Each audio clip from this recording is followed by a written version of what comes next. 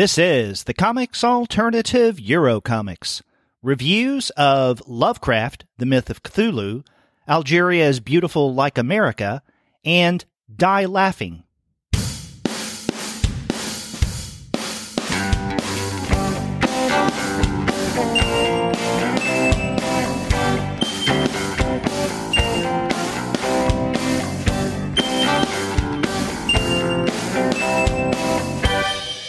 Greetings and welcome to another episode of the Comics Alternative Eurocomics. I'm Derek. And I'm Pascal.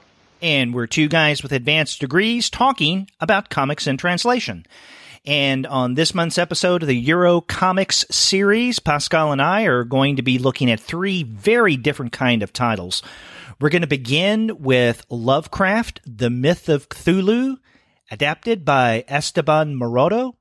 After that, we're going to look at Algeria is Beautiful Like America, written by Olivia Burton with art by Mahi. And then we're going to wrap up with André Franquin's Die Laughing.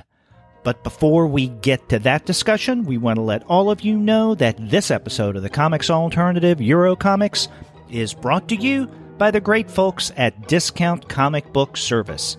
Go to their website, dcbservice.com, for all of your comics pre-ordering needs. There, you're going to find all DC, Marvel, Image, and Dark Horse titles at 40% off the cover price if you pre-order. For all the other publishers, you'll find that those discounts will be anywhere from 20 to 35% off of the cover price, and every single month you're going to find some unbelievable specials. Sometimes those specials could be as much as 45% off the cover price, sometimes 50% off cover, but every now and again you can find discounts that are more impressive than that.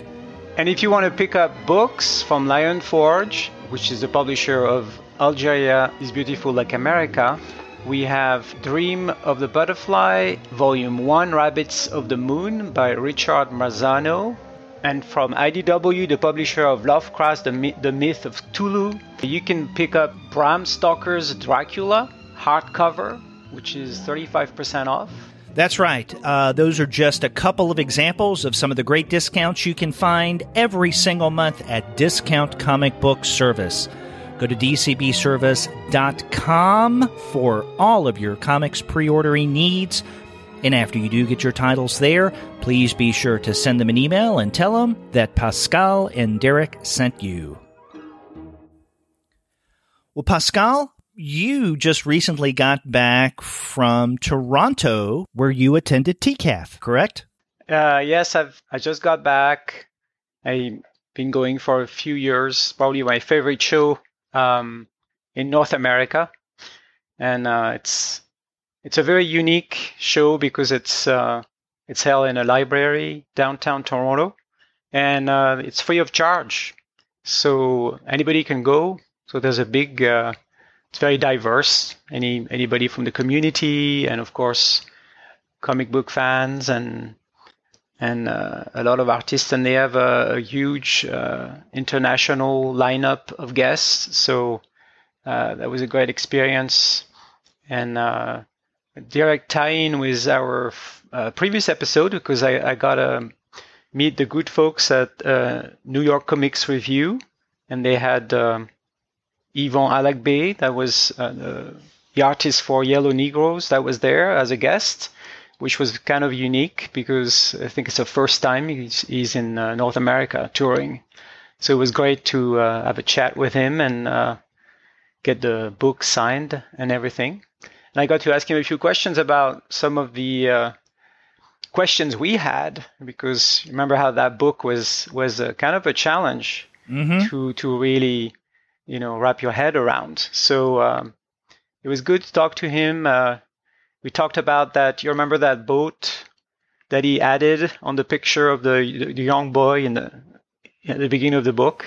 Mm-hmm. We discussed that. And so I was asking about it because remember you mentioned the colonial aspect. I was thinking about a slave ship. And he told me we were both correct. Ah, that's what he had in mind, and there was actually a boat on the actual picture, but he modified it for that purpose. So, okay, our guess was correct. And and it was very interesting to watch him draw, because he was doing sketches, but actually painting with ink and brush, so you could actually see him work, and he would do the gorgeous pieces for anybody who would buy the book. And you can tell, like, just seeing him draw. Every drawing was different. Every single one was different. But he's extremely talented. His brushwork is amazing. Just a pleasure to witness live. So that was a treat, definitely.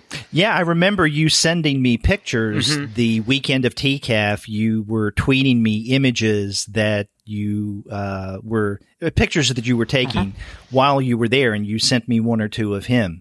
Yeah, it was really a cool experience. And the staff at the New York Comics Review was very happy about the podcast, so that was good to get that feedback. And I also got to see their other author, Chris Reynolds, coming from the UK for the book A New World that you guys reviewed last week, right? Right. So that was also a very nice and unique experience, because same thing, it was his first time being invited to such a festival. Yes, Reynolds, thanks to Seth, of course, because he's the Canadian star that can, influence the guest list, I'm sure, at TCAF. Oh, yeah. And just to remind our listeners, Seth designed that recent release, The New World. So he definitely had a hand in the book itself, and for, I think bringing Chris Reynolds to North American audiences. Definitely. Yeah. You also, and I was really excited about this and also very jealous, got to meet Ennio Asano. Yes, that was the big. That was a big deal. Big deal. Also his first time in North America. So the famed mangaka, who the author of Goodnight Pompon, and more recently that very strange Destroy Dead title. So yeah. It was a great experience. I've seen several mangakas before. They regularly have mangakas at TCAF, like Taiyo Matsumoto, for example, a few years back.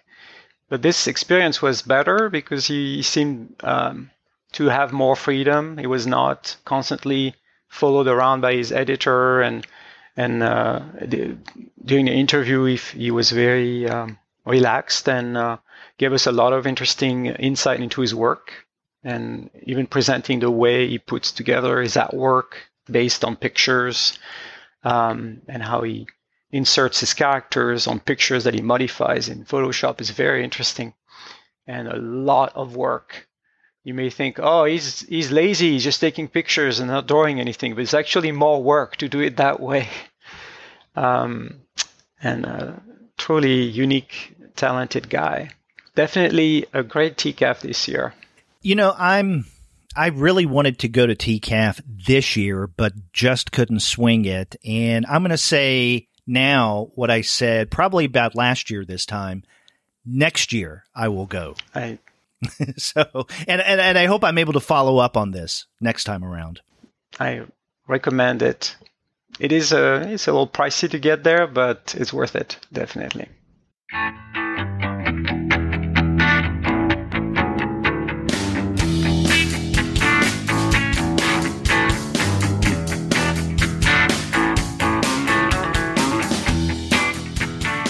Well, Pascal, thanks for reporting back on your experiences at TCAF. Now let's get to the nitty-gritty of this month's Euro Comics episode. And, this time around, we're doing something a little different. Usually on the Euro Comics series, we discuss 2 titles most months. This time around, you and I decided to discuss 3. And in fact, I think you're the one who suggested we look at 3 books and not just 2, which I'm all for. Now, we're going to begin with a book that came out back in March, Lovecraft, The Myth of Cthulhu by Esteban Maroto. After that, we're going to look at Algeria's Beautiful Like America from Olivia, Burton, and Mahi, which is a Lionforge book. Mm-hmm. And then we're going to wrap up with Andre Franquin's Die Laughing, which came out just recently from Fantagraphics. So that's the lineup for this month's Eurocomics show. But we're going to begin with Lovecraft, The Myth of Cthulhu. And again, this is not only art, but adapted by Esteban Maroto. He is a Spanish comics creator. And the translator of this book is Anna Rosenwang. Mm-hmm. Rosenwang or Rosenwang? I'm not sure how you pronounce that name. Yeah, me neither. Sorry. Yes, and this came out again from IDW. Interestingly enough, though, this is not part of IDW's Eurocomics series that, Dean Mullaney edits. And that's one of the things that I find interesting is that IDW does quite a number of works in translation, but not all of them are part of the Eurocomics series. And so, you and I have talked about later this year interviewing Dean Mullaney, mm-hmm. About his work on the Eurocomics series. And when we have him on the show, I'd like to ask him what are some of the things that go into the decision of bringing a particular translation into the Eurocomics series or not, just have it as an IDW title. Yeah, main title. Yeah, I would venture to guess that it's because this particular book is deeply, it's tied in the U.S. tradition of, horror comics like Vampirella and creepy and eerie. I think it belongs in this genre, and even in terms of the artwork and, American author, Lovecraft. It is kind of a bridge. It's not exactly, it's a European artist, but it's not a Eurocentric work. You know what I'm going with this? Right. Mm-hmm. Right. And if this were the only example of a IDW book in translation that's not part of the Eurocomics series, that would make sense. However, two of their publications from last year stand out to me. One is Zepp's The Story of Man. Yes. Or Men, The Story of Men. And also that biography on Calamity Jane. Now, both of those were originally published in French and then translated into English by IDW, but not part of the Eurocomics series. Yeah, those are weirder. But yeah. So again, what decisions go into bringing something into the Eurocomics series or not? And we can ask Dean when we have him on the show later. But you're right. This book by Maroto is definitely part of what I would call the more English language tradition in horror. Mm-hmm. And if for no other reason, Maroto's art looks like something straight out of creepy or eerie. Mm-hmm. And we should mention that Maroto did write and illustrate for Vampirella, creepy, eerie, other Warren publications, as well as, he did work with DC and Marvel also. But these stories that are part of this book, Lovecraft, The Myth of Cthulhu, didn't appear in a Warren publication. So I thought that it was interesting, although it looks like something straight out of a Warren publication. It's like and it's a lost work actually in a way. This is a kind of this publication is kind of bringing it back because it was lost for a while. It was published in English with different texts in a kind of almost like a bootleg version. Mm-hmm. And then, of course, he doesn't have access to the original artwork anymore. So I feel like this is also like a little piece of comic book history that they're preserving by bringing this back.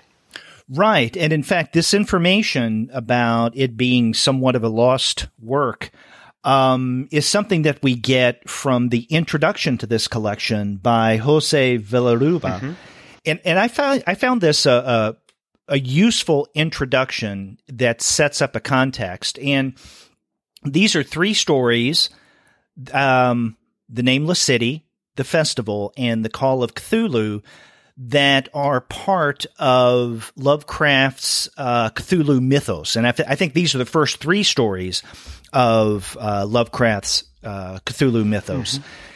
And so Maroto intended these for, and I can't remember what the publication was, but because of financial difficulties, that publication never came about.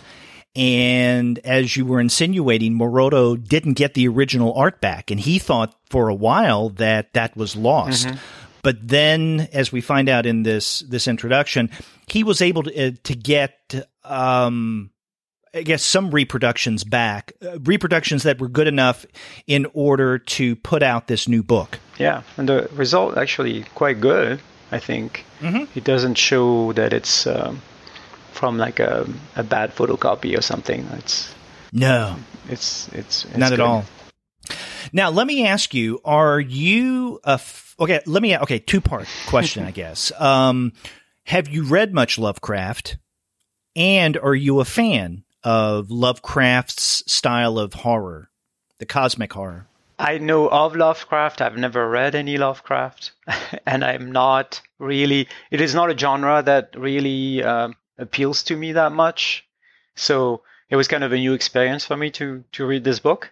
I guess I've been reading Providence, the Alan Moore series, that I understand is deeply tied into the Lovecraft work. So I'm sure I'm missing a lot of references, but I find the work very interesting. But this was a little different for me in terms of, I feel like I guess he didn't have a lot of space to adapt each. Those are short stories originally, right? Right. So it feels very, very compressed in a way. I feel like it's telling more than it's showing. Does that make sense? There's a lot of, and the blocks of text, are they actually from the Lovecraft text? Do you know? You know, I didn't go back to compare the text in these adaptations to the original short stories, but, you know, Maroto did adapt them. So I'm sure that in addition to putting into visual form the original prose stories, that he used some of the wording of the original, but obviously had to edit out quite a bit when he did this. Now let me ask you, I think I understand what you're saying when you mentioned that they're large blocks of text, and it seems to be more telling than showing. Are you making this comment in light of the fact that there is a heavy presence of first-person narration among all three stories? Yes, that's one element of it. I just feel like the prose piece and the pictures, I feel the artist trying to illustrate the text, but I feel like they are side by side, and they don't necessarily, for me, they don't really function as a standard, more comic where you read the text and the picture go together. I feel like there is a little dichotomy, that they are a little separate on the page and the way it reads. And they make a point in the introduction, which is very useful, like you said, that you could actually follow the story without reading the text. And I think so. I think you can. I mean, it is the pictures are narrative. They have there's a progression there. I think the challenge of this particular author is really to put into picture something that is not supposed to be describable, right? I think the whole point of Lovecraft's stories, what I heard about them is that he's trying to describe, or picture horror that is not describable, right? Beyond describable. Right. When it comes to Lovecraft's worlds of Cthulhu, where he's dealing with a kind of older intelligence, right? Yes. That was in existence well before humans. and in one way or another has been tapped into or awakened. Every now and again, it kind of like pops through human existence, right? The awareness of this old ancient culture, and these elder beings, so to speak. There is something indescribable about them, and I think that comes through in all three of these stories, the Nameless City, the Festival, and the Call of Cthulhu, is that when the narrators are attempting to describe the experiences that they're going through, whether it be actually witnessing what I guess we can assume to be Cthulhu, you know, this strange-looking creature that has been represented throughout history in so many different ways, visually at least, or the kind of feeling someone gets in the presence of these ancient beings, of this ancient world that is also indescribable. It's hard to put into words. And so putting your finger as an artist on what it is that Lovecraft was trying to convey, but not getting it completely correct, or at least on the mark, I think that's all a part of Lovecraft's writing.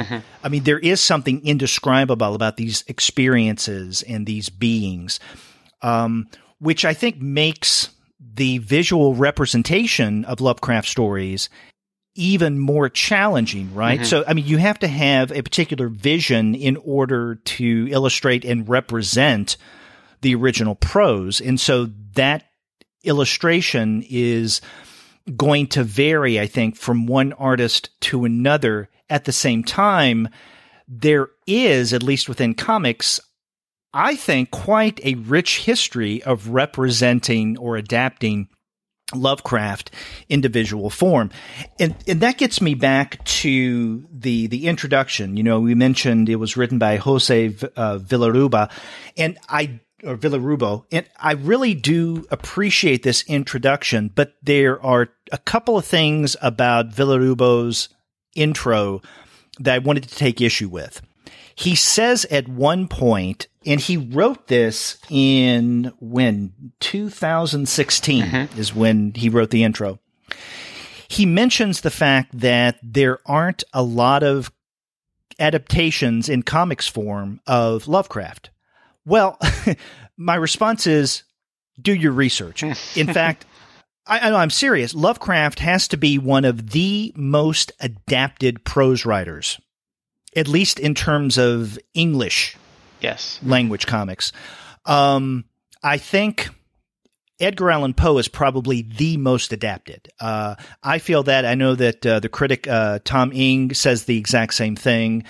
And then there are others who have been adapted quite frequently, like Melville, like Mark Twain. But I would venture to guess that after Poe, it may be Lovecraft. I mean, there are so many different adaptations of Lovecraft. I mean, for example, in 2012, Abrams came out with 2 volumes of the Lovecraft Anthology, which is a collection of comics adaptations of various Lovecraft narratives. And then for the past, 7-8 years, it seems, there have been just a plethora of Lovecraft adaptations, and I think most of them coming out from either Abrams or Self-Made Hero. And Ian Colbert has done many of them. There's also that Graphic Classics volume number 4 of H.P. Lovecraft narratives. And then and I'm just scratching the surface here. There are just so many adaptations of Lovecraft narratives in comics form that, you know, for Villarubio to say there aren't that many, it's, I don't know. It's a little telling. He needs to go back and do a little digging around. Do you think he was talking from a Spanish perspective and it was just translated? I don't know. It could have been, but then again, I'm looking at when this was written, and, you know, it says March 2016, but it also has a location that he wrote this, Baltimore. Oh, yeah. So, you know, if he did have Spanish comics publications in mind, again, that's a statement that he made with a relatively limited reference. There are a lot of Lovecraft adaptations out there. Another thing that I wanted to point out about that introduction is, and there's no right or wrong to this, but I could tell that Villarubio has a preference for adaptations that are true to the original, right? Mm-hmm. So fidelity seems to be something that he privileges, and that's fine. I think there are a lot of people, when it comes to not only comics, but other forms of adaptations from, a story in one media adapted to another, that the more successful ones are ones that are truer to the original than otherwise. Okay. I don't necessarily agree with that. In fact, many times I better appreciate an adaptation, let's say in comics form, that takes the original, whether that be a prose work of fiction or a film or what have you, and then uses it in different ways, maybe to accommodate the medium of comics, maybe because of a certain political or socio-political spin that they'd like to put on it. In other words, I'm all for taking an original work, adapting it to another medium, and doing something different with it. To me, that can be very exciting. So whether it is true to the original or not, I have no dog in that fight. I just like to see how a creator can take a story from one medium and present it in a compelling way, regarding fidelity or otherwise, in another medium. But I could tell that Villarubio seemed to privilege trueness to the original. Yeah, and I'm not sure if this example we have, Maroto's work is actually following the stories very carefully, but I feel like there's potential in those stories for using the comic medium in an unusual way or an interesting way. I think that would convey the sense of dread and fear that's mentioned so many times in the captions. But I honestly don't really get it from the artwork that much. And I appreciate that he's in a design of the creatures, that he's definitely trying, I think, to bring about forms that are very difficult to wrap your head around. Right? There's a sense of confusion of, you have to really look at it because of the accumulation of details and lines and shapes. It feels organic, but also a little bit like a mineral. There's a sense of confusion there. So I think that's probably that's an interesting thing he's trying to do. I don't think he's necessarily always very successful.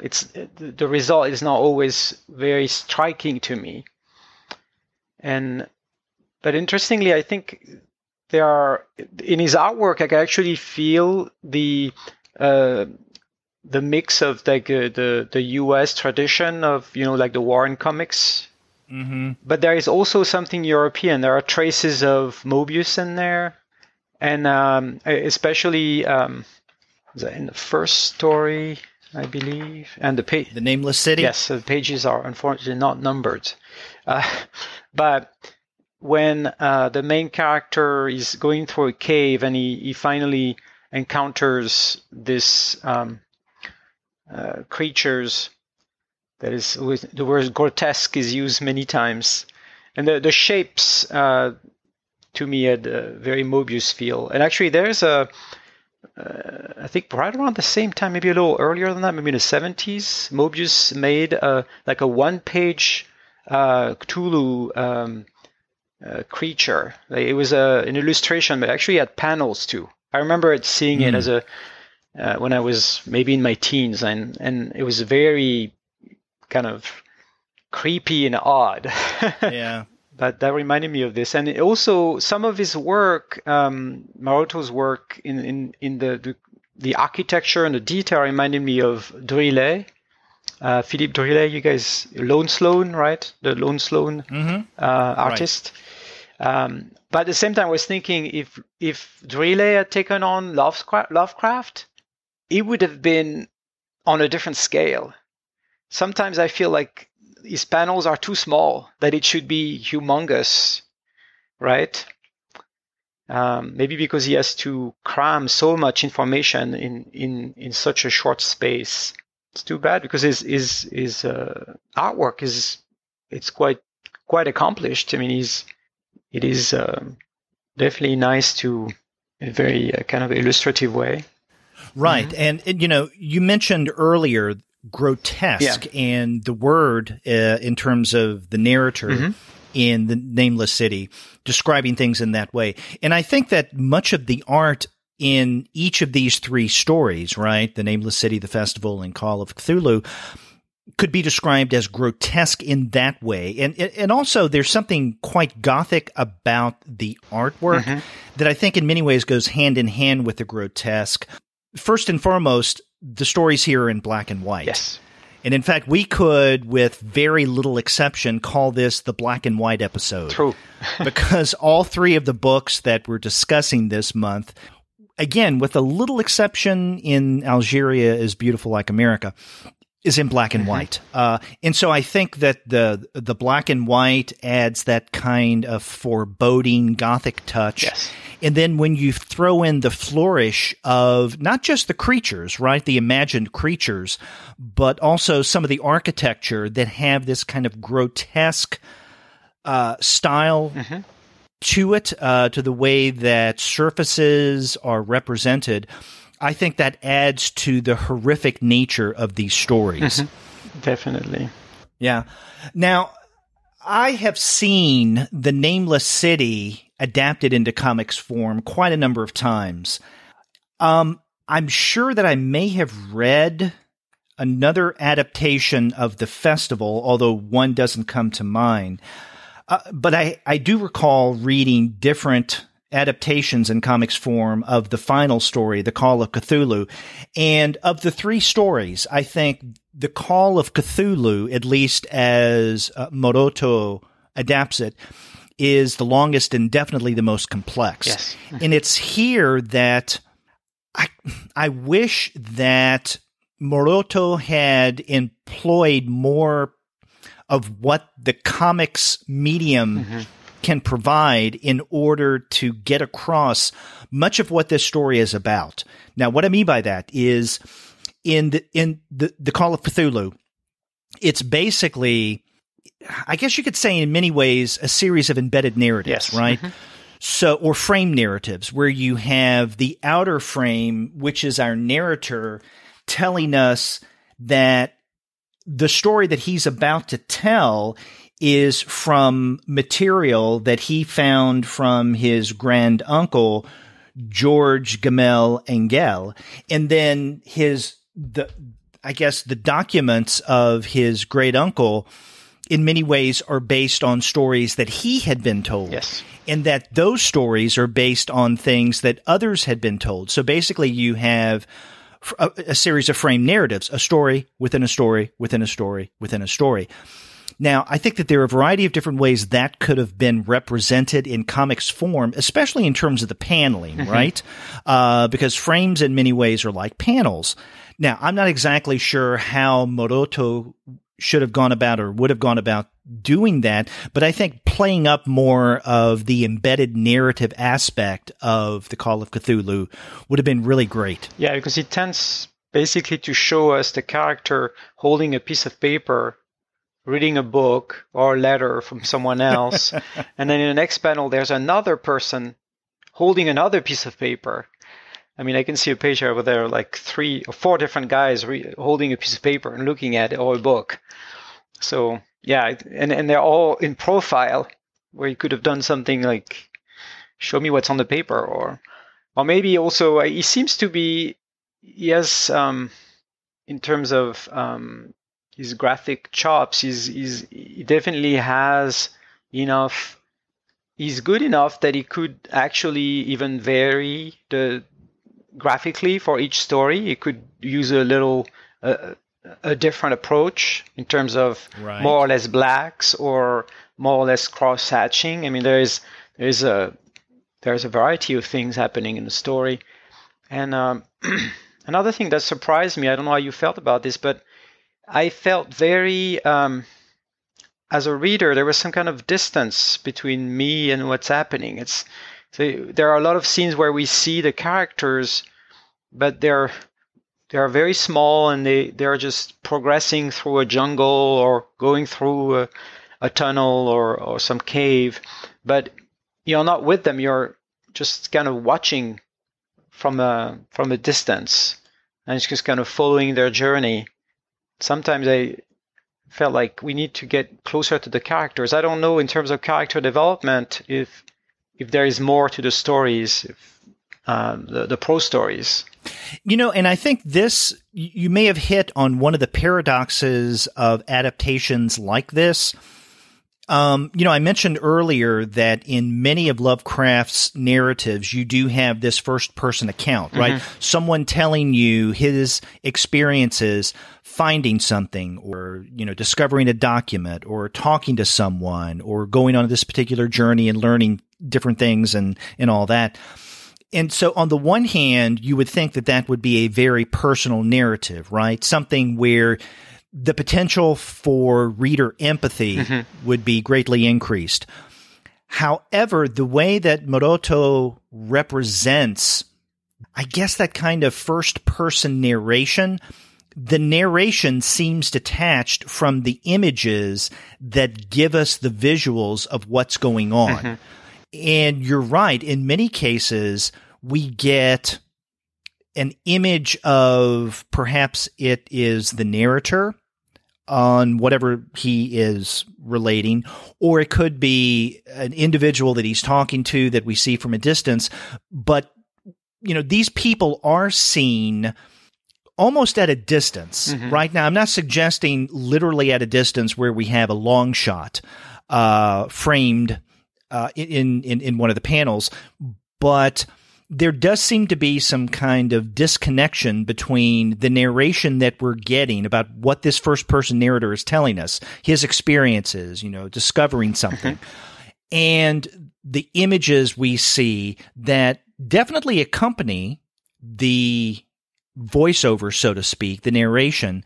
But on the other hand, there seems to be, I don't want to say a disconnect, but I think the way you put it, a distancing is maybe a better way of describing it. So you don't have that kind of closeness with the narrator that you may have in a work of prose. Yeah, that's true. And it actually made me think about the fact that when this, or part of his book or some of his book was published without Maroto's consent, right, in the US a while back. They talk about this. And is it Roy Thomas that rewrote everything?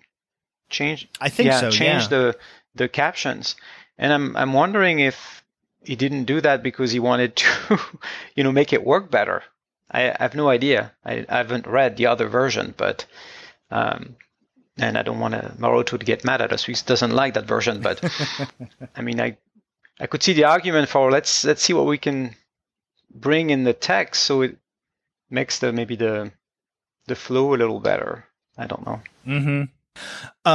Yeah, but getting back to an earlier comment that I made, this last story, The Call of Cthulhu, is the most complex of the three adapted in this book. Definitely, yeah. And it's also really the most exciting of what's going on. And in fact, I was just remembering the last adaptation of this story, The Call of Cthulhu, that I read was actually not that long ago. You remember that Gene and I, back in February, did that publisher spotlight on Couche? Yes. Mm-hmm.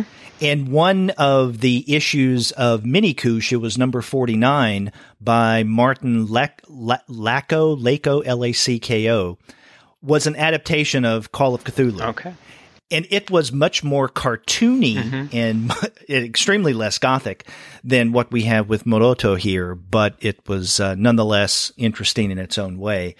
So, but again, these are adaptations, yes. Right? So whereas Lacko's had a lighter, almost comedic feel to it, the way that the story was represented, Maroto's is much more gothic, much darker and foreboding. And that gets back to an earlier comment that I made and something that you noted as well. And that is that these three stories in Lovecraft, the Myth of Cthulhu, definitely do have that feel of a Warren publication of the 1970s. Yes, definitely. That's why he was, I think, definitely channeling what he was working for them. So it makes sense. Yeah. So it just makes sense. Yeah. I think it's great that IDW got to kind of salvage this work, and so we get to see it. I'm sure it's for completists and fans of this style, like the Warren style. It's probably right something they would seek out, and I think the artwork has merit and is it's very cool to thumb through. Right, yeah. And, if you love Lovecraft, this is yet another comic based on Lovecraft stories, and it's one that's not published by Self-Made Hero. True. Because they've done so much. Actually, I mentioned this as we were discussing this book, Lovecraft, the Myth of Cthulhu. I looked on Amazon. There is yet another book from Self-Made Hero that will be coming out that is a collection of adaptations from Lovecraft. And actually, though, this is Ian Colbert's previous adaptations of Lovecraft stories, The Dream Quest of the Unknown Kadath, The Case of Charles Dexter Ward, At the Mountains of Madness, and The Shadow Out of Time, all collected in one 500-some page volume. Wow. And that's going to be coming out in apparently late October, just in time for Halloween. Excellent. Yeah, I've read some of Colbert's work. It's really good. So, well, it's going to be a good one. Good one to review. It's going to be a big one, though. Yeah.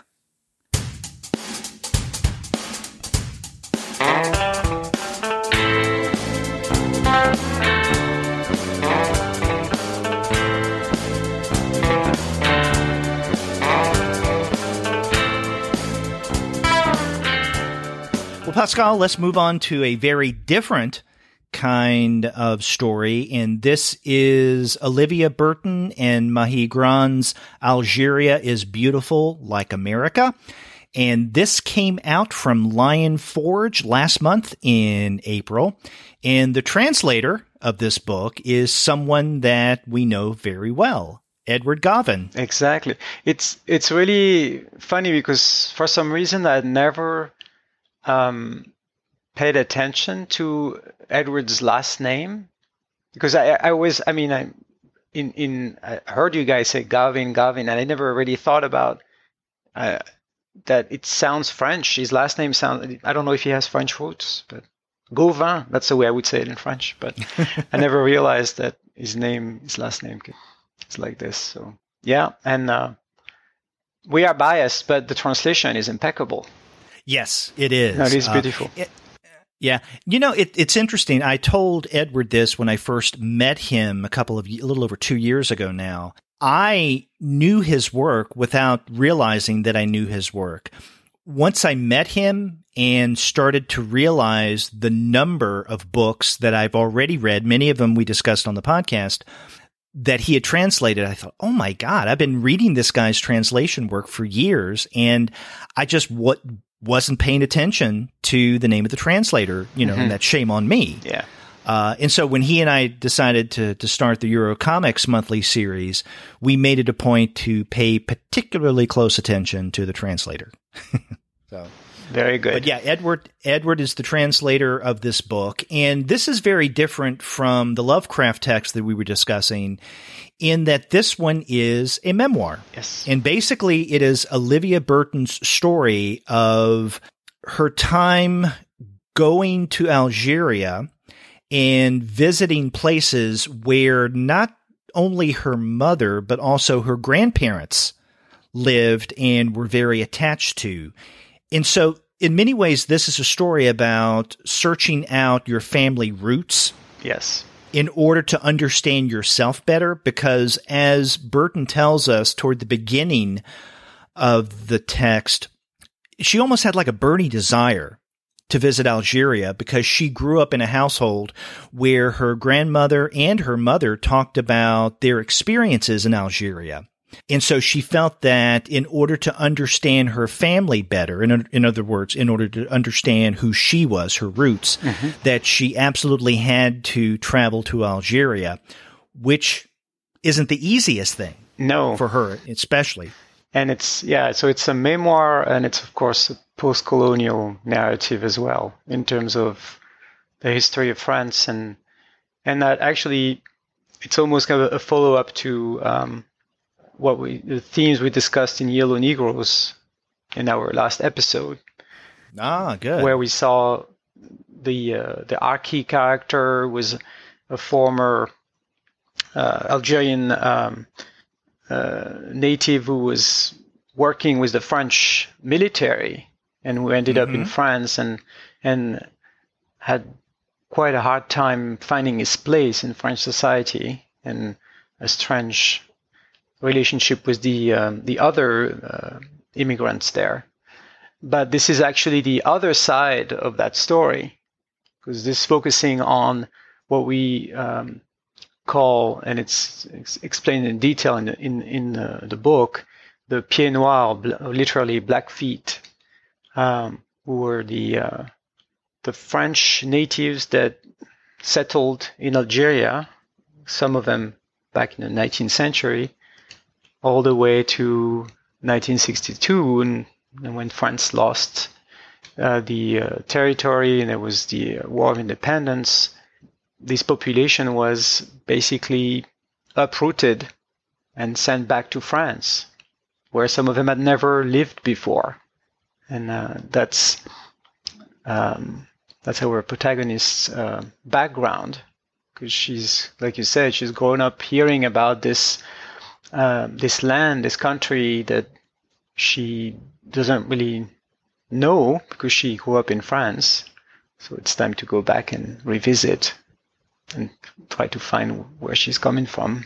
Right. And her visiting Algeria is complicated by the fact that she's a woman. Yes. Visiting a Muslim culture and the potential problems there. Now, one of the things that I found striking about this story is that, in this first chapter, when she tells family and friends that she wants to travel to Algeria, she'll be going by herself.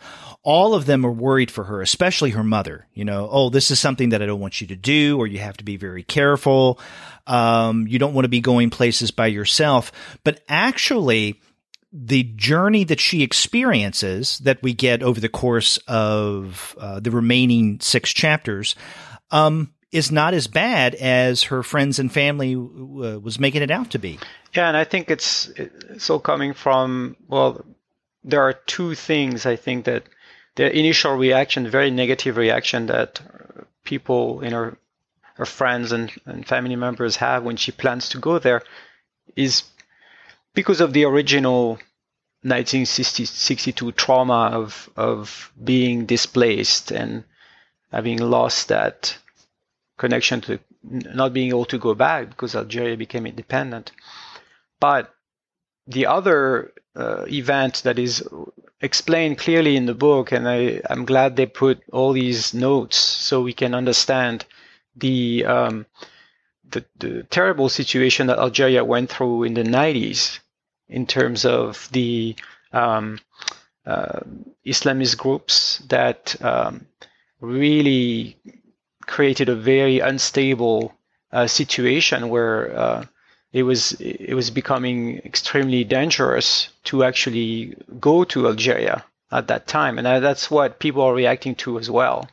Because during the 70s and the 80s, actually, my parents used to travel to Algeria regularly and had very good friends there. My dad is a fan of the desert, and he would drive all the way to southern Algeria, and there was no problem at all. It was a very welcoming country, and even though we had that very difficult, historical past with these people, and that's what the book actually manages to really show, is how welcoming and and pleasant the Algerian people are to the French and to the, I mean, when they have all the reasons in the world to hate us, but they don't. But then in the 90s, that crisis over there, which was has its own reasons, and some of them connected with the colonial past, some of them related to other issues in the country, made it very difficult to go there. And I know on a personal note, my parents lost contact with their friends and never went back because it was too risky. Oh, wow.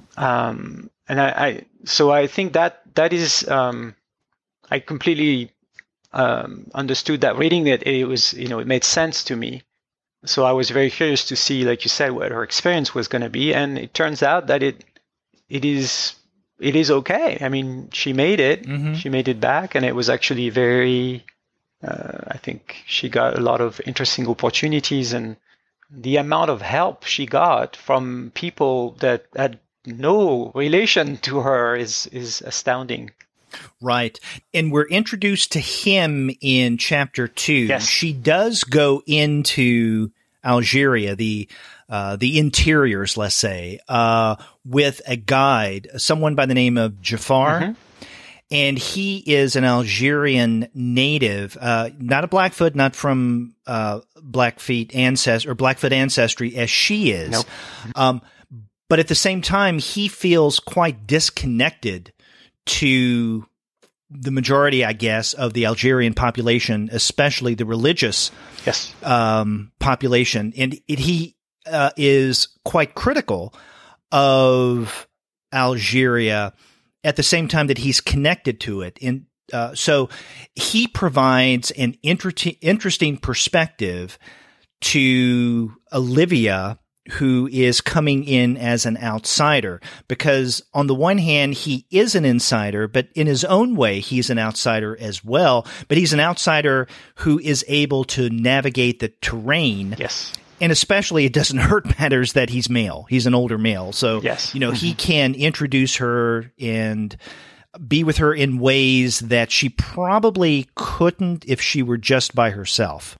Get into certain families and regions and whatnot. Exactly. It's the entry point. And then it's really, I think, true to the culture over there that it's about, and it's true of a lot of Arab culture, it's about the human connection. It's about the people you meet. And that's how doors open. You have to be accepted. And once you are inside, then all doors will open. I mean, it may seem quite surprising how they arrive in a village, they don't know anyone, and everybody gathers and kind of helps them to find a house she's looking for where her grandparents had lived before, and they take their time to do that. And everybody seems very friendly and interested. Mm-hmm. And that's true. Definitely. Right. Now, Olivia's family had lived in Algiers, which is where Olivia first lands, so to speak, mm-hmm. and then starts to explore. But she spends, at least in the text, most of her time in, how do you pronounce it? The Aurès, the mountains? Yeah, in French we say Aurès. Aurès, okay. Yeah. Mm-hmm. So this is where her grandparents were from and where her mother briefly had lived as well, mm-hmm. before they moved to Algiers. They were farmers, yeah. Exactly. And one of the things that struck me about this book, Algeria is Beautiful Like America, is, I guess one of its main themes, the way that I'm reading it, is the differences between expectations and reality. Mm-hmm. Because especially in the second half of the book, when Olivia is going to Aurès and finds the place where she believes her grandparents had lived, the land that they farmed, it's not what she imagined. And she makes comments often about how much smaller it is, or how much more run down it is, mm-hmm. or much more rustic than she imagined. And so as she's learning and discovering her roots, where her family had been, the community that they were a part of, the people that knew them, her grandparents and her mother, is quite different what she's discovering from the way that she imagined this when her grandmother and mother had told her about these experiences when she was younger. And I think this is a theme that is carried throughout the book up to the very end. Yes. Now, there's something that happens at the end that we shouldn't give away. No spoilers. No spoilers. But there's something that Olivia does or maybe thinks she does, but in reality, she's may not be correct, that I think gives the ending of this narrative a really interesting twist. Yeah. But again, even though I'm not describing what that is because it would be a spoiler, it does have to do something to do with this larger theme that I was discussing, and that is the differences between the idea and the reality, the imagined and what is truly discovered. Yeah, it's like she's grown up with basically a narrative of Algeria that is always being compared to the place where she's spending the summer with her family in France. And Algeria is always better. It was better than here. Here is great, but it was better. It was like America. Right. So there's this tale that I guess also kind of built her own personality, her own story. It's like the place she's never been to, but where she's from in a way, but doesn't exist. It's a story. And there's a very interesting moment in the story where, when she asks questions to her grandmother, right, about her youth, the grandmother refuses basically to tell her about Algeria. It's only after her death that she finds, right, the notes that her grandmother took. She basically sketched out, like, not really a full memoir, but she wrote her memories of Algeria and set them aside for her granddaughter with her name on it, which I felt was a very kind of beautiful thing to do without telling her. It also speaks to how difficult this topic is. And honestly, it's not something we talk about in France enough. So this book, I think, Algeria. Yeah, the Algerian. We've mentioned this before. It's a very difficult topic in French history, but also for French society, and it's still a very raw subject. Actually, recently, when Macron was the French president was campaigning before his election, at some point, I don't know exactly what was the context, but he said that to colonize another country is a crime against humanity. And crime against humanity is a big deal. That it legally it means something, especially in the context in France. And the first group of people who reacted extremely negatively against him were Blackfeet. They just came to his rally and just told him, "You cannot say that." So that this is still a very difficult topic. So he tried to explain to them why he said this, but they had none of it. It is very difficult. It strikes me that maybe it's not the exact same thing, but something akin to the United States history in terms of Vietnam and the U.S. history with the native population, Native Americans. So if you combine those two, you get kind of a sensitivity and a discomfort that is maybe approximating the relationship between France and Algeria in terms of their history. Does that make sense? Yes, the Vietnam connection with the colony is true, except it's difficult to compare. It's true, but I think in terms of the topic being very sensitive, it gets close to that. And it is unusual to get this perspective. I mean, she mentions how Blackfeet, there's a stereotype in France about the way they smell like olive, and they are loud, and these still exist, and they were definitely prevalent when I was growing up. I heard those things, and so that makes this work all the more interesting and timely.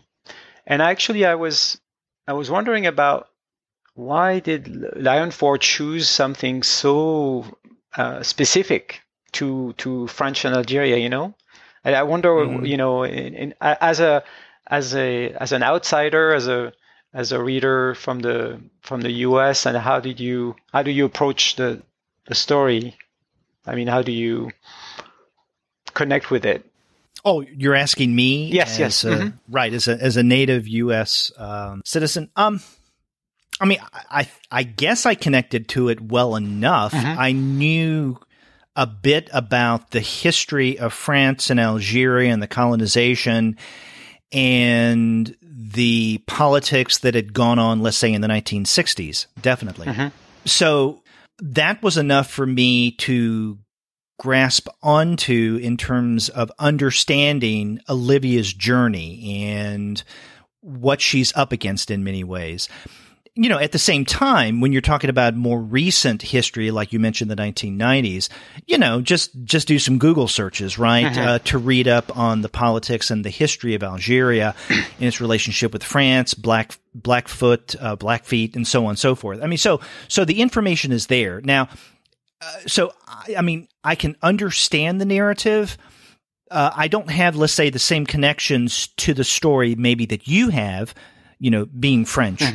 One thing, though, about this book that I don't want to say confounds me, but makes me wonder is the title.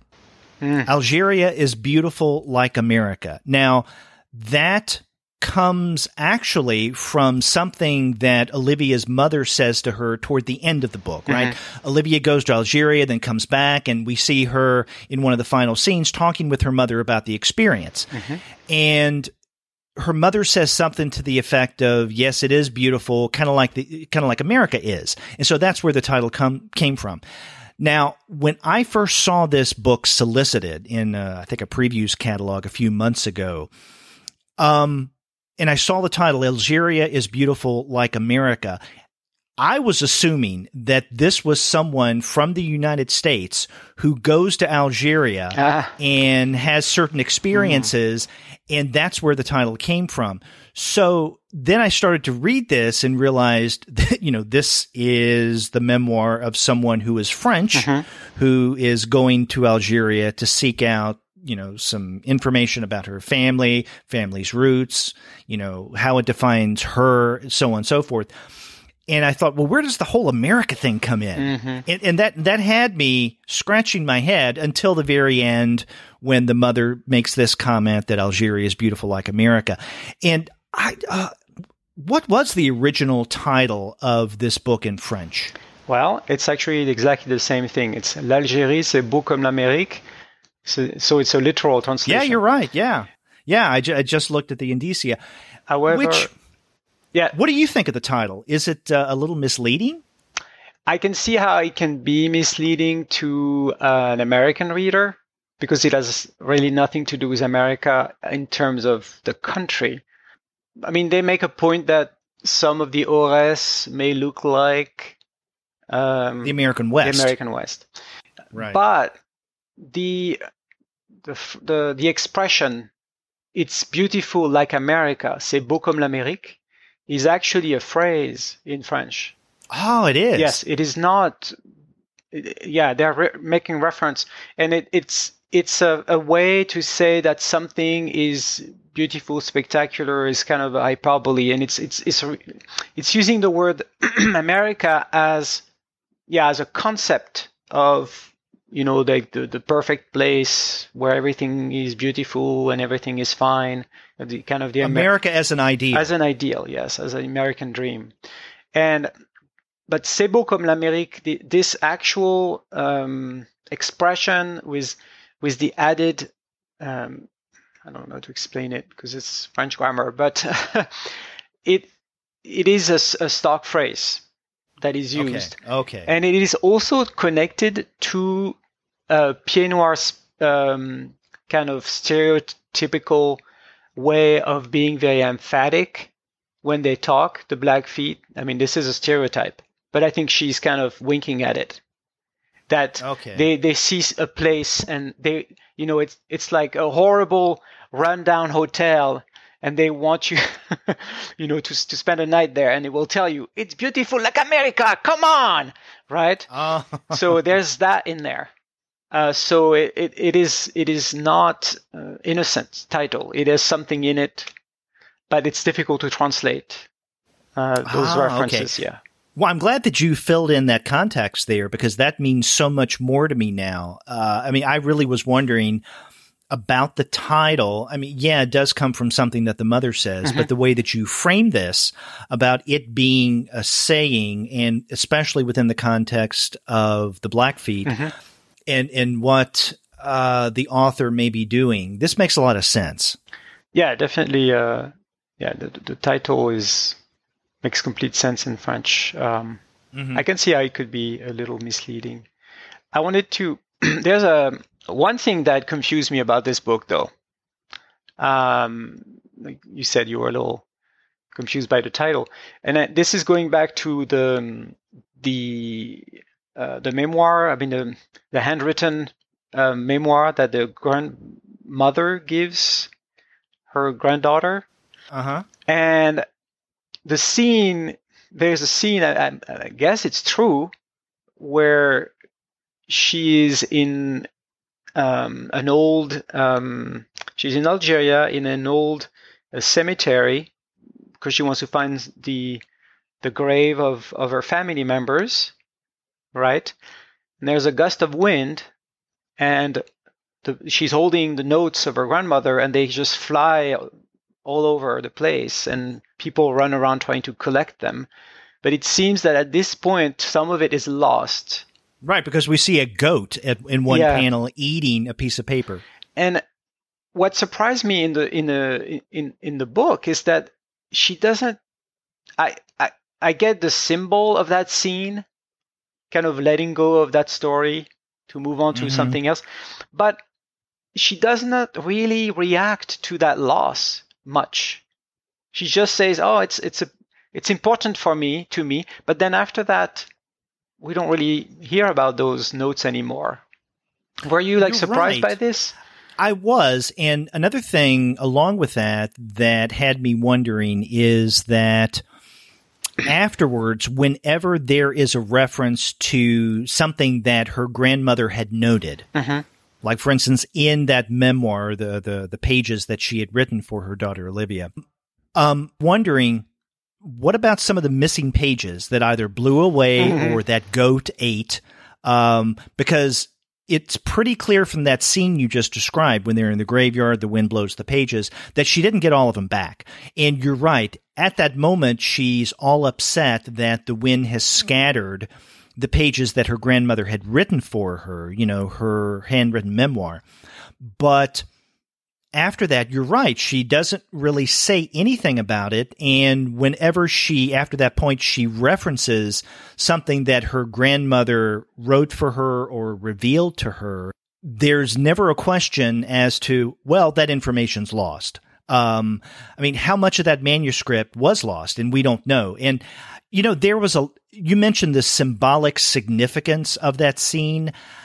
And again, I don't want to, kind of like with the Cthulhu book that we were just discussing, I don't want to play Monday morning quarterback and say, well, this is what the artist should have done. So I don't want to suggest that. On the other hand, it just strikes me that there's more to the symbolic import of her grandmother's memoir that could have been utilized in that scene and afterwards, right? So, in other words, I mentioned earlier, one of the themes that at least I come away with in this book is the distinction of the differentiation between the ideal and the reality. So at this point, I think she could have really played up this distinction between fantasy, reality, or the ideal, and what she really experiences. Once her grandmother's memoir, her handwritten memoir, is fractured. She doesn't have all the pages anymore. So how much of what she is getting from her experience is from her own efforts, and how much of it is guided by the grandmother? And to play that up a little more would have been really nice, especially in terms of the symbolic significance. You know, she doesn't. I mean, it's still a great story. Don't get me wrong. And I'm not suggesting that this is what Burton should have done. Again, I'm not Monday morning quarterbacking here, but yeah, it did strike me as a little unusual that things didn't really seem to change much after that one scene in the graveyard.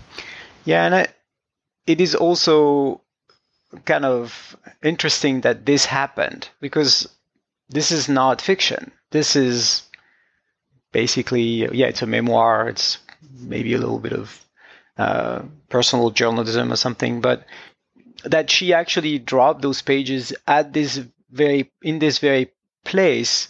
I think if we put that scene in fiction, people would say that's a little too much. Don't you think? Yeah, it makes a little too much literary sense. Yes, and that she was carrying the original. I was thinking, why didn't she make photocopies to travel in the middle of nowhere in Algeria? Why did you bring the actual, original manuscript? Good point. It's a little odd. Yeah, and these may be quibbles, but this nonetheless, I think, is a solid story. Yes. Especially given the particular twist at the end that we're not going to reveal. Yeah, I think it really puts the whole thing into focus, and then the importance of the journey that she's taking. Yeah, so the journey is more important than the destination. It's kind of corny, but it's true.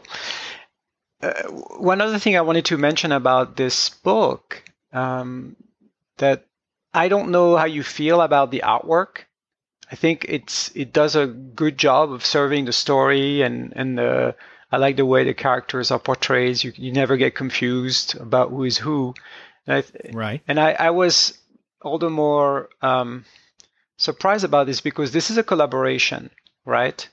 And both the writer, Olivia Burton, and the artist are not professional cartoonists or comic book writers.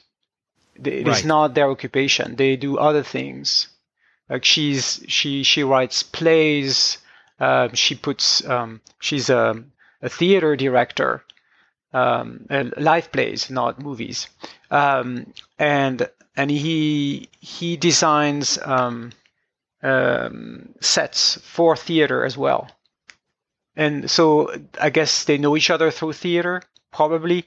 And they decided, she had this story to tell, and she decided to use the medium of comics. I would be curious to know why she picked this medium, and because it's a very personal story. Having somebody else draw it is a little unusual. I was thinking about, in a way, this narrative, is in the genre of Persepolis, right? It's a memoir. It is two cultures. I could see some connections there. It's different, but I could see some connections. When you just see how Persepolis, in terms of the visuals and the storytelling, are so united. It's one person's voice, right? This work being a collaboration is a little odd to me. I don't know how you feel about that, but... No, I mean, I think that's a great observation, because with most memoirs in comics, it is something that is not only written, but also illustrated by the person whose memoir it is. And that underscores the fact that this is something very personal to this artist's experience, whatever it may be. For instance, in the case of Persepolis, growing up in Iran during the revolution, leaving to go to France and all that, or whether it be something like, let's say, Fun Home with, Bechdel, in what she experienced in terms of coming of age and realizing that she is a way that is probably similar to her father. Again, very personal stories. And so they tell the story and they illustrate it. It's not often, and off the top of my head, I can't think of an example of a personal memoir like this where the teller is also not the artist. Yeah, I can't think of an example. And especially, maybe there are examples where the artist and the writer are deeply involved in making comics. You know what I mean? It seems they are not. So they chose the medium as a way to tell the story. It's just an interesting choice. And I must say that I think the character work is good, and then the way the story is put together. Visually, I was not very impressed with the way the landscape is portrayed. It's such an important part of the story, and it goes to the title too. That especially when they are in the Aurès Mountains. There are a few pages where they do like a double page spread, and the rendition of the landscape seems very nothing special, and it doesn't really strike me. It doesn't. So you're saying that they didn't use, like Grand didn't use the visuals in ways that could have been much more impactful, given the author's experiences. Yeah, especially in terms of the natural landscape. I think he did a good job in the cities, also the people and the atmosphere, like when she visits different families in Algeria. I think all this very well rendered, but it's just some of the landscape. I don't know. Everything is where he uses this like it's pencil and it's reworked maybe with Photoshop or something. And I don't know, it doesn't strike me as maybe sometimes we have color when she takes a picture, it's in color. Maybe that's what's missing. Right. Well, I'm glad that you mentioned that, because when we were discussing Lovecraft, the Myth of Cthulhu, I said that this is almost entirely a black and white episode, right? All the books that we're discussing this week are in black and white. The one exception is Algeria's Beautiful Like America, which is primarily in black and white. However, as you mentioned, there are moments of color in the text. And these are the panels that represent the photographs that she's taking as she's visiting Algeria. So when she's looking at a landscape, or she's looking at a dwelling, or taking a photograph of a family that they're visiting with, anytime we, in the form of one of the page's panels, see an image that represents the photo that she had taken, that's in color. And it's only those photographs that are in color. Everything else is in black and white. Yes. Which I think is quite effective, right? And yes. In many ways, I think it feeds back into that theme that I've mentioned a couple of times, and that is the reality that she experiences versus the ideas or the fantasy that has been built up about her experiences. And so the reality, I guess, in this case, are the actual photographs that we get to see in color, whereas the kind of stuff that she expects to see, or the experiences that has been described to her by her family about what Algeria is, those kind of things are more like the black and white representations as opposed to the color photographs. Yeah, and everything in color is basically her point of view, because it's through the camera. Right. She decides to frame that. Those are her images. Mm-hmm. The rest is her experience because of all this past. And I like the way the past is in black and white, but her current journey is also in black and white. It kind of connects them visually, I think, that all this stuff is in black and white. So yeah, it's not about my small complaint was mostly about the way he draws the mountains, and I wanted something a little more spectacular, I guess. But overall, I think it is a very interesting text. It has a lot to go for it, and I hope it is assigned in French schools as something for the students to read and discuss. Or American schools. American schools as well. Yes. I guess maybe a lot more with more context building, right? Right. Yeah, I think this is that's a good point. I think this is a very teachable text. Mm-hmm. Definitely, yeah.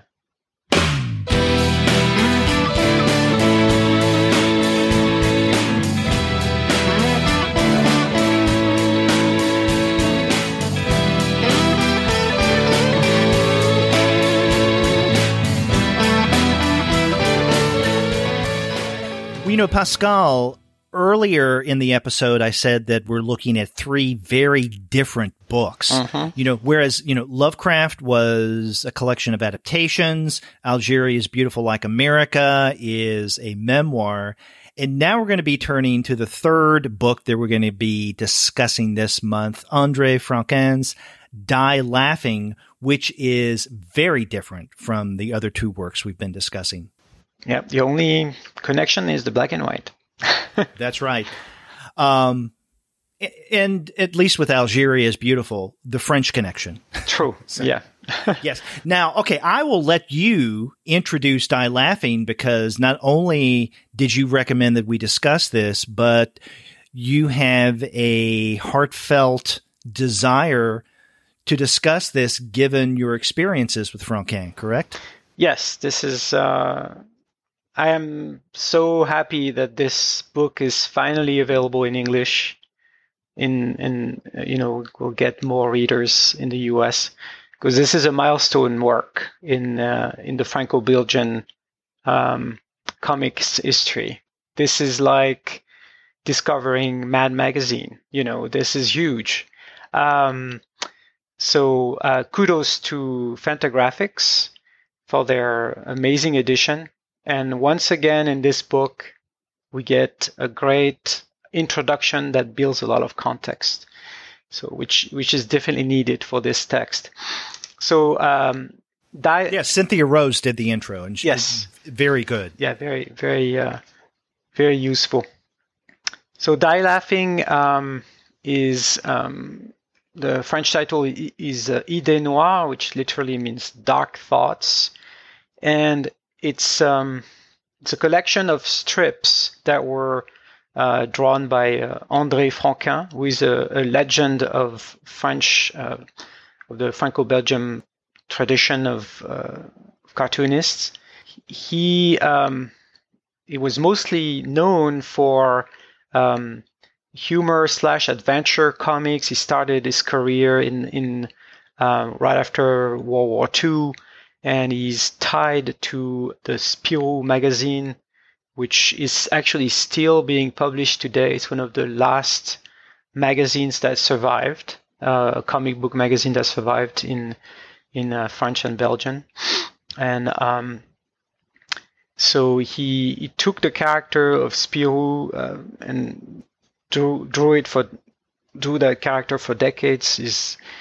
And so he was working for a young readership, but his books were so good that you could read them as adults. But that's what we knew of him. And in the 50s, he created Gaston Lagaffe, which is another strip character that is a character that was kind of antisocial.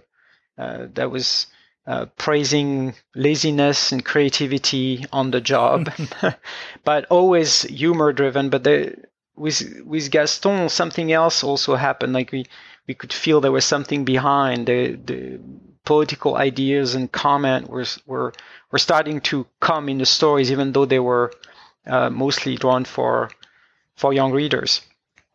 But adults also read those books. And then in the late 70s, he went through. He was basically overworked and had a nervous breakdown. But he couldn't, and he had enough of drawing Spirou that he had done for decades, and he was tired of it. He still held on to Gaston, but he wanted to express some of those ideas that he couldn't do in his, children magazine. And he started this strip entirely in black and white, which was new because all of his stuff was colored. Yeah, Idée Noire, right? Idée Noire, yes, Black Thought. Idée Noire. Yeah. Mm-hmm. And it's kind of interesting because initially it started as a piece inside Spirou magazine, which was very ahead of its time. Even though it was a publication for kids, they always had like experimental things going on in the magazine.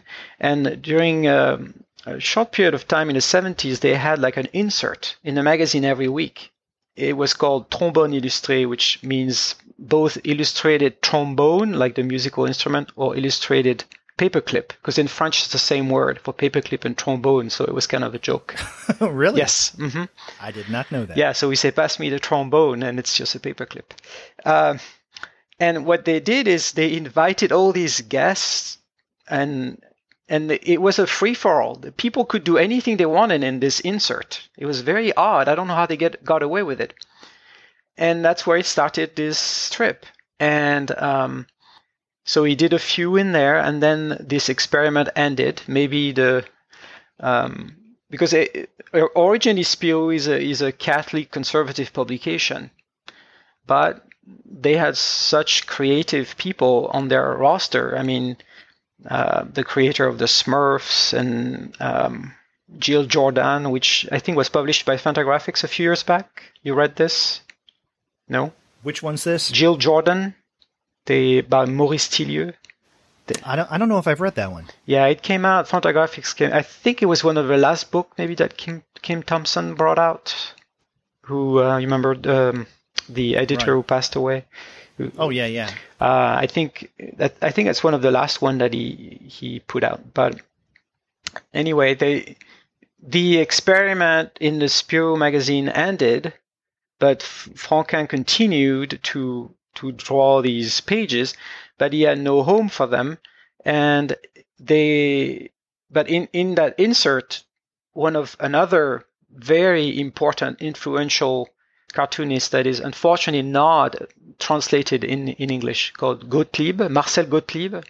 Marcel Gottlieb is basically the French Harvey Kurtzman. He started comic book magazines for adults that are very, very important in the history of comics in France. Were they more successful than Kurtzman's? Yes, Outside of definitely. Man, of course, yeah. No, you're right. He was more successful than Kurtzman in terms of his publication. And he was inspired by Mad magazine when he started his magazines in the 70s. Echo des Savanes, Fluide Glacial is the one that is still going on today. And as many, many authors have been discovered by this through this magazine. Very influential humor and political cartooning. Very, very, very interesting book.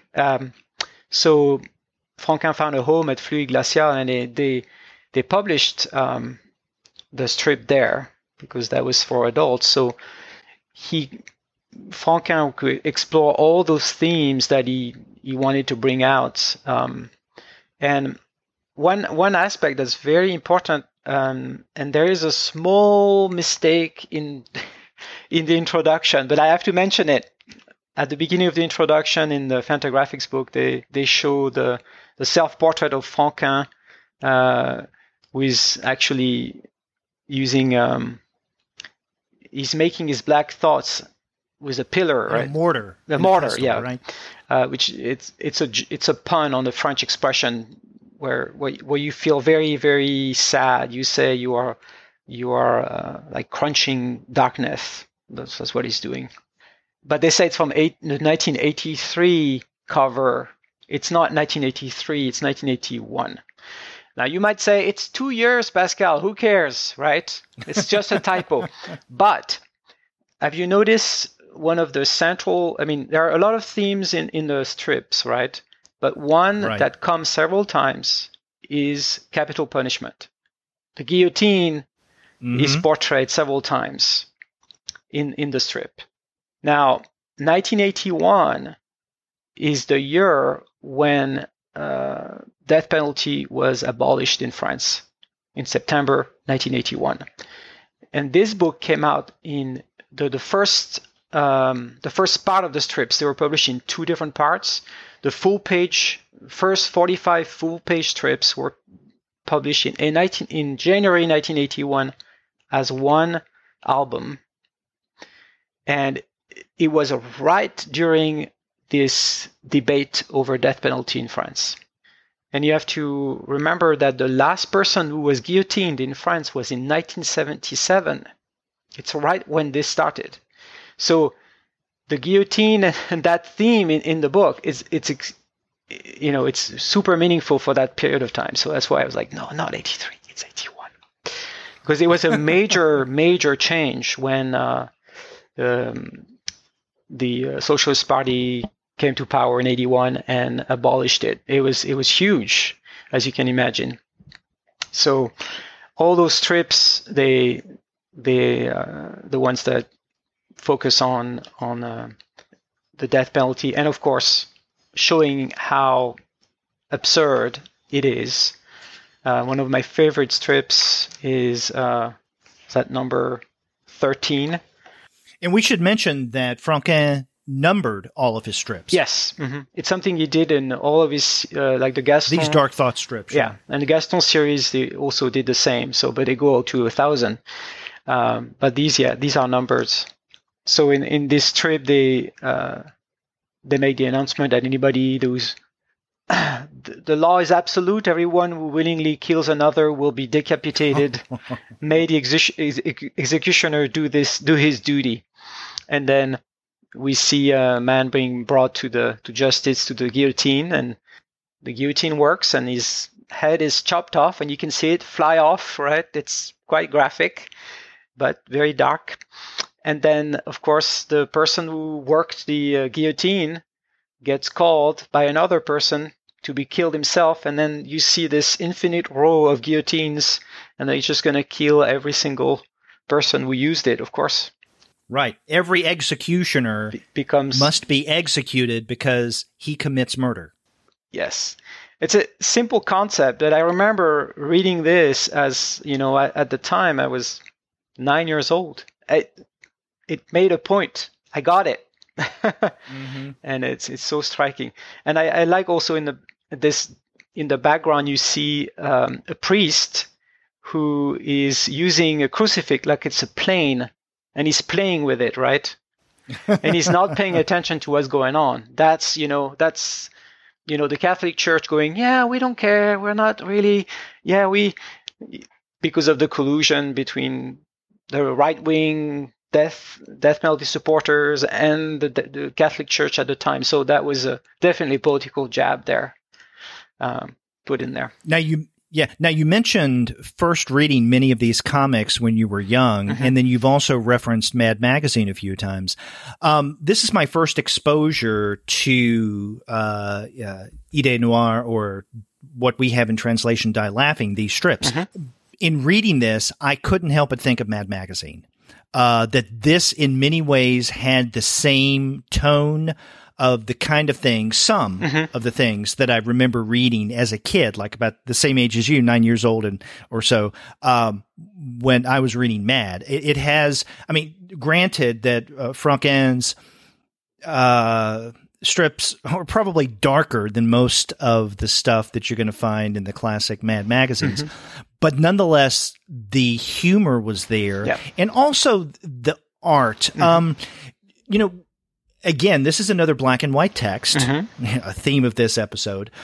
But it's not just black and white, because the way that Franquin primarily draws, the style that he uses, is silhouette. Yes. So the individuals, the people, but also many of the objects that he draws, we see them without much detail, more or less like a silhouette. And I think that helps adds to the heaviness and the darkness of the subject matter. Yeah, even though the form is very cartoony, it's his funny style. He didn't change that. He didn't adopt, a very serious or realistic style. He kept the cartoony style, very iconic, that you connect with. But it's almost like a negative. Like all the characters are black. Like the faces are black, but they wear black. There's a science to the way he will use a little bit of white here and there just to show the shape, so you understand where an arm ends and a leg. I mean, it is masterful in the way it is done. I've seen originals before, and it is amazing. This is the culmination of years of craftsmanship to get to that result. Yeah. Now, another thing in terms of my experiences reading Die Laughing is it struck me that these are the kind of strips that to some degree you could describe as editorial cartoons, right? In other words, the subject matter to some degree are the kind of things that you would say, and the style, I think, as well, even as signature as it is, are things that I wouldn't be surprised to find in newspaper on their editorial pages. With this difference, more times than not, editorial cartoons are extremely timely and heavily linked to a specific cultural, political moment. Correct.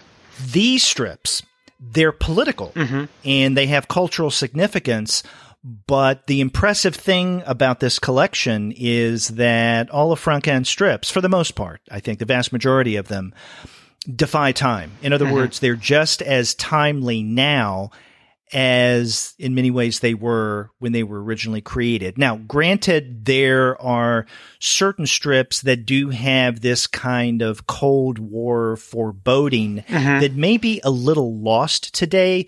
Nonetheless, given the current political times that we're living in, I would still argue that they're quite timely.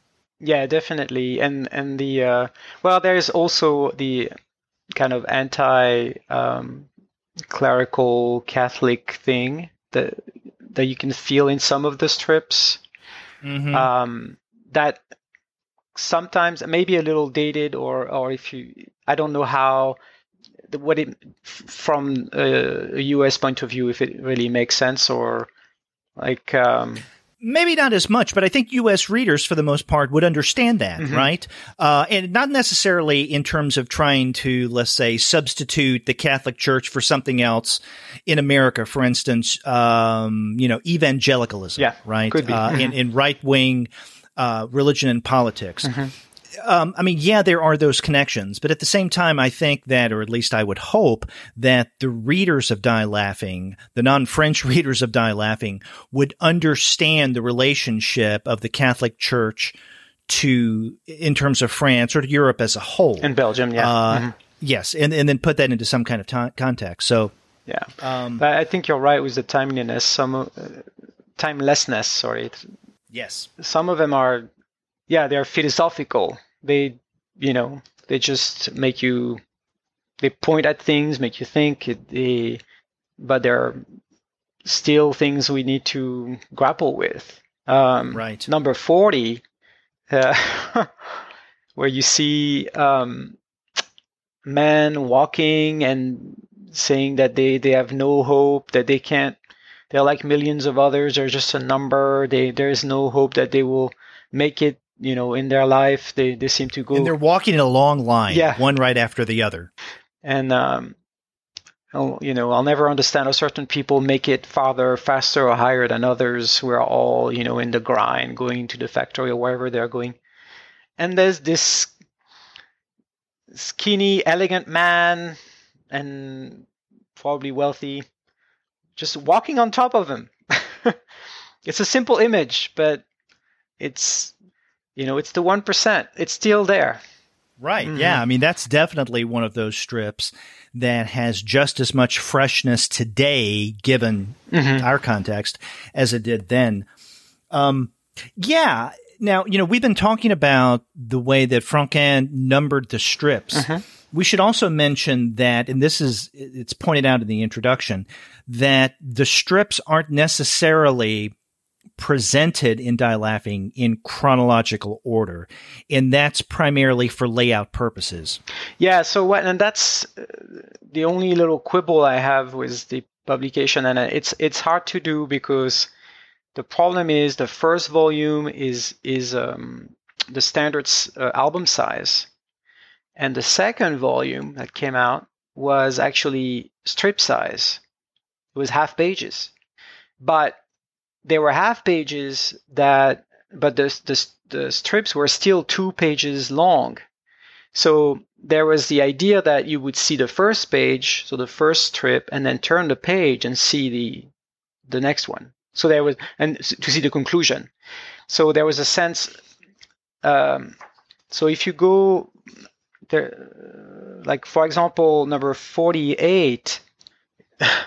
You see a group of people, they seem very happy, they're dancing, they're having fun, they're in a line, and then they jump onto a small there's a little gap, and it's a platform. They all come to that platform, and they go to the next platform, and they're, okay, let's jump to the next one. And this platform gets smaller and smaller and smaller. And the final strip is this big picture where you see the platform becoming basically a stick, and they are impaled on it. Spike, yeah. Spikes, right? And so in the normal layout, the first strip would be on one page, and you turn it, and you get the reveal. So it wouldn't be the same reading experience. It also applies for the 1-2 pages after that. This one is actually not numbered. I think it's 51, where a man is dropped into a labyrinth. And they tell him, if you can get out, you will be free. And he's like, oh yes, I love labyrinths. I'm gonna get out of there in no time. And then the next page is the whole planet is a labyrinth. Yeah. Yeah. I really did enjoy these strips. And to me, the grimmer, the better. I mean, all of them are dark in one way or another, but I think there's some that are just quite stark. So which one did you? A couple that I'm particularly thinking about, 23, and this is the one that probably if presented in strip form, where you have that last panel as the reveal, it would have been a little more effective when you turn the page. Yes. But basically in this strip, you have 2 insects, I guess they're ants or they're insects of some sort, and they're one saying to the other, you're right, we've become super intelligent creatures adapted to our environment. We're evolving. Heated dwellings, lights that never extinguish. We've grown accustomed to it so quickly. And then the other says, but I'm beginning to wonder if we'll be able to stop ourselves in time. To be clear, I'm afraid that in time we'll make the same foolish mistakes as they did. Everyone knows that it was their famous progress that destroyed them in the end, the fools. And then that last really long panel, that horizontal panel, you see that these insects are living inside of skulls that provide their housing, and it's a whole city of skulls. And the final words are, hey now, don't insult them. Just look at all these beautiful cities they left for us. Again, funny, but in an extremely dark way. Yes. And then the other one that I had in mind is number 54. And this is, I guess, a father and 2 of his children. We don't know exactly where they are. It looks like they're maybe on the moon or some kind of distant planet because they're wearing these suits. And they're outside and the kids are running around and they're telling their dad, please let us play this one more time. And the father says no. And then, of course, they beg him. And you don't exactly know what the kids are wanting to do.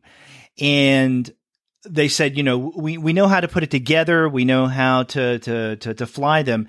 And we see in that last panel, again, another really wide horizontal one, that the kids have taken human skeletons and made kites out of them.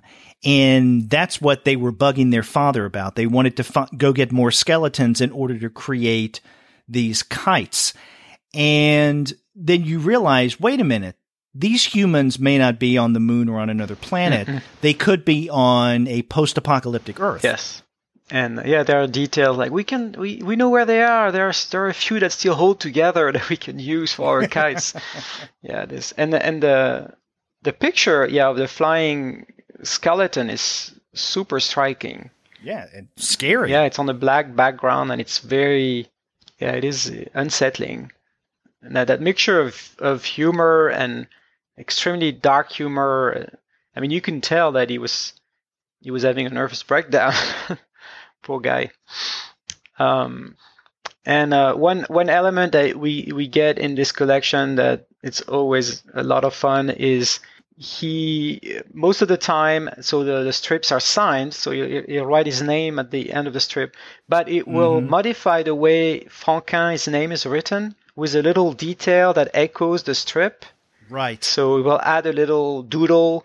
There's one about tennis players, so the Q in Franquin is replaced by a racquetball. And that's something that he started doing in the Gaston Lagaffe strip. And there are actually hundreds of these where he modified his signature. They actually made a book. It's only his signatures with different details like this. Yeah, because they are so entertaining, and then people try to remember, which one is that? Oh, that was that story, so that's definitely kind of a little Franquin thing that I wanted to point out. Hopefully, I think Cinebook has a few Franquin books. Yeah, and in fact, I was going to mention, you were talking about your experiences growing up with Franquin and how he had, I guess, initially made his mark through Spirou. Now, I haven't read any of his Spirou comics, but I have read some of his other stuff. And last year, Cinebook began releasing, I think, the first 2 volumes of the Gaston stories, but in translation through Cinebook, they're called Gomer Goof. Yes. And so I found that interesting that instead of using the name Gaston, they use Gomer. And maybe in English, Gomer just sounds a little more goofy or stupid. Yeah, I think and it goes well phonetically with goof. So Gomer Goof. But they also last year began publishing, what was that other say? Marsupilami? Oh, Marsupilami, yeah. Marsupilami, yeah. So we have the 2 volumes of Marsupilami and the 2 volumes so far of Gomer Goof that have been translated by Cinebook. I see they also have a few Spirou albums. So the Marsupilami, there is a series, but Franquin actually did not. He was kind of supervising it when it started and then he passed away. So it's a lot of posthumous stuff, and it is not the real Franquin Marsupilami. I mean, it's kind of it's become a franchise because it's so popular. But there is, because Marsupilami originally appears in Spirou's adventures. It says the Marsupilami is this crazy creature that is leopard. Has kind of leopard skin, and it has a very long tail, and it has all these crazy powers, and it's an amazing character, and visually he made it into, there was all sorts of gags always with this extraordinary creature. So I see they have a few of the Spirou albums, like the Dictator and the Mushroom, which is a classic. This one has a lot of Marsupilami action in it. It's a very good Spirou in Fantasio. It's probably from the late 50s, this one. So Cinebook is a place if you want to read more Franquin stuff. Right. And we've talked about Cinebook releases in the past, and we will in the future, in the near future, I hope. Yeah. Yep, they do a good job. But I do think, as you do as well, that our listeners should definitely check out this new Fantagraphics release, Die Laughing. Yeah, it is definitely needs to be on the shelf of every comic book aficionado. It's a huge release. And it's not just and it's not just necessary because of comics history, especially Franco-Belgian comics history, but I think also just for what it does in its own terms, right? Yes, the kind of dark strip-like humor that, as we mentioned, has not been dated at all. No, and actually some of it feels very ahead of its time, and or maybe the ideas are still there, but the focus on the environment, social justice, like we said, death penalty, still a big topic. War, weapons, military action. All these things are there in a way that when you feel a little blue about the world, it's a good one to read and feel better maybe once you're finished reading it, looking at it. And actually there's a very poignant mention in the introduction that the cartoonist Luz, who is one of the person who survived the Charlie Hebdo massacre, actually read this book as part of his therapy after he was going back to this book because he actually wrote a book that deals with the trauma of what happened, and he references Die Laughing in it as one of the books that he could actually read that made sense to him when the rest made no sense at all, because he was so shocked and depressed by what happened. So definitely a good one. So thank you, Fantagraphics. Oh, and we didn't mention a translator, did we? No. The translator of Die Laughing is Jenna Allen. Yeah, an amazing I'm job. glad we got that in. Yeah, because the tone is really there. I mean, when I was reading it, it's been a long time. Of course, my first time reading in English, but I felt at home. It didn't feel odd to read in English. So, great job. Yeah. That's good to hear.